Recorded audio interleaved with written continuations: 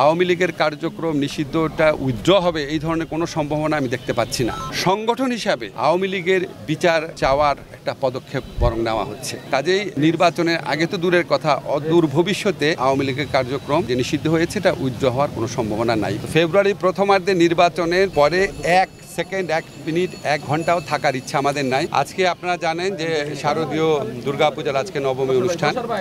সারা দেশে দুর্গাপূজার যে অনুষ্ঠান আছে সেটা উৎসব এবং আনন্দের সঙ্গে পালিত হচ্ছে।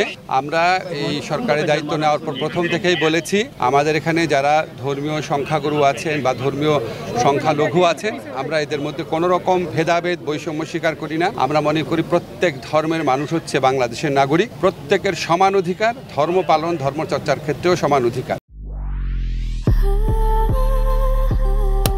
Walton switch, stylish and elegant.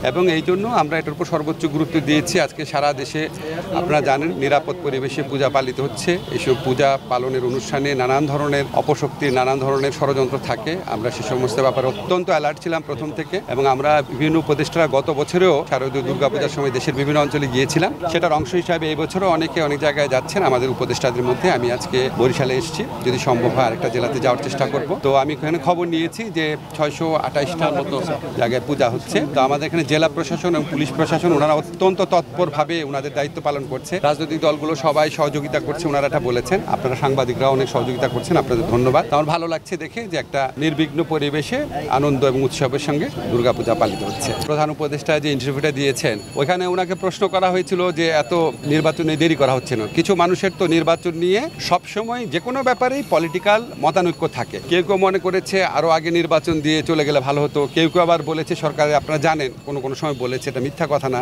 যে সরকার আরও অনেক দিন থাকুক, সংস্কার করুক। কিন্তু আমার কথা হচ্ছে সরকারের ইচ্ছা কি সেটা তো আমাদের প্রধান উপদেষ্টা অত্যন্ত স্পষ্ট করে বলেই দিয়েছেন। ফেব্রুয়ারি প্রথমার্ধে নির্বাচন, যতবার কথা বলছেন উনি ফেব্রুয়ারি প্রথমার্ধে নির্বাচন। ফেব্রুয়ারি প্রথমার্ধে নির্বাচনের পরে 1 সেকেন্ড 1 মিনিট 1 ঘন্টাও থাকার ইচ্ছা আমাদের নাই। যত তাড়াতাড়ি সম্ভব আমরা স্মুথ ট্রানজিশন অফ পাওয়ারে প্রথম থেকেই বিশ্বাস করতাম। আমাদের শুধু দুইটা চিন্তা ছিল যে আমরা নির্বাচনের আগে বিচারের যে দৃশ্যমান অগ্রগতি বা সংস্কারের দৃশ্যমান অগ্রগতি সেটুকু যেন একটু হয়ে যায়, কারণ অনেক মানুষ জীবন দিয়েছে, অনেক স্যাক্রিফাইস এখানে আছে। তো সেই লক্ষ্যে আমরা মনে করি বিচারের দৃশ্যমান প্রক্রিয়া তো হয়েছে, এবং আমরা আশা করছি এই আমাদের আগামী নির্বাচনের আগে আমরা কিছু কিছু বিচার কাজের কমপ্লিশন দেখে যেতে পারবো। তারপর সংস্কার কাজে আমি আপনাদের অনেকবার বলেছি, গণমাধ্যমে বলেছি, আমরা কিন্তু অনেক সংস্কার করেছি। যেমন আমি বিনয়ের সাথে বলি আপনাদের, আমার মন্ত্রণালয়টা আমার সবচেয়ে বেশি মনে থাকে জন্য বলছি, আমরা শুধু আইন মন্ত্রণালয় প্রায় 9 থেকে 10টা বড় ধরনের সংস্কার করেছি। যেমন আপনারা জানেন বাংলাদেশে প্রথমবারের মতো সিভিল কোড আর ক্রিমিনাল কোডকে কার্যাবলী সম্পূর্ণ আলাদা করা হয়েছে। তারপর হচ্ছে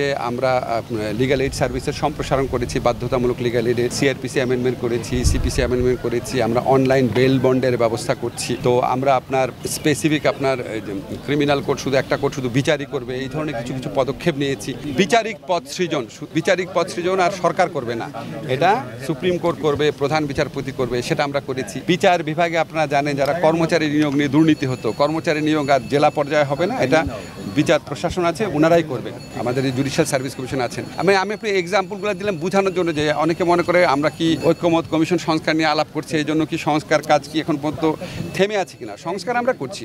ঐক্যমত কমিশন যে বিষয়গুলো নিয়ে আলোচনা করছে এর সাথে সংবিধানে পরিবর্তন জড়িত, সংবিধানে পরিবর্তন প্রশ্ন জড়িত আছে দেখে সেখানে রাজনৈতিক দলগুলো সমঝোতা ছাড়া করা যাবে না। কিন্তু সাধারণ অধ্যাদেশ দিয়ে বা সরকারি আদেশ দিয়ে যেগুলি করা সম্ভব সেগুলি আমরা বেশ অনেক সংস্কার আমরা করে ফেলেছি। বাকি যেটা আছে সেটা ইনশাআল্লাহ ফেব্রুয়ারির আগে আমরা উল্লেখযোগ্য অগ্রগতি সাধন করতে পারবো। আর আপনি পাহাড়ের ব্যাপারে যারা বলেছেন ভাই, অত্যন্ত বিনয়ের সাথে বলি, এটা খুব স্পর্শকাতর বিষয়। এই বিষয়ে আমার কোনো এক্সপার্ট নলেজ নাই, অনেক সব বিষয় তার থাকার কথা না। তবে আমি একটা জিনিস জানি, আমাদের সরকারের মধ্যে একটা প্রচণ্ড ইনক্লুসিভ একটা অ্যাটিটিউড আছে। আমরা সবাইকে নিয়ে শান্তিতে সমৃদ্ধির সাথে নিরাপদে বাস করতে চাই।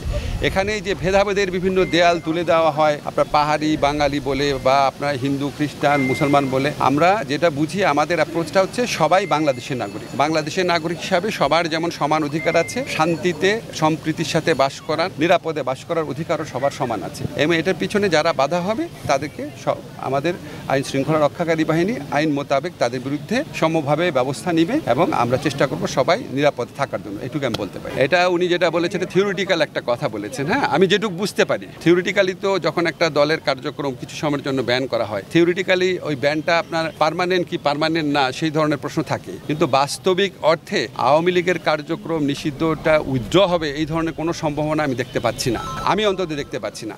বরং আমি যেটুকু জানি যে আমাদের আন্তর্জাতিক অপরাধ আদালতে যে প্রসিকিউশন টিম আছে সেই টিমের পক্ষ থেকে সংগঠন হিসাবে আওয়ামী লীগের বিচার চাওয়ার একটা পদক্ষেপ বরং নেওয়া হচ্ছে। কাজেই মানে নির্বাচনের আগে তো দূরের কথা, অদূর ভবিষ্যতে আমি আমার পর্যবেক্ষণ থেকে যেটুকু বুঝি আর কি, আমার ধারণা আওয়ামী লীগের কার্যক্রম এটা আপনার যে নিষিদ্ধ হয়েছে এটা উইথড্র হওয়ার কোনো সম্ভাবনা নাই বাস্তবিক অর্থে।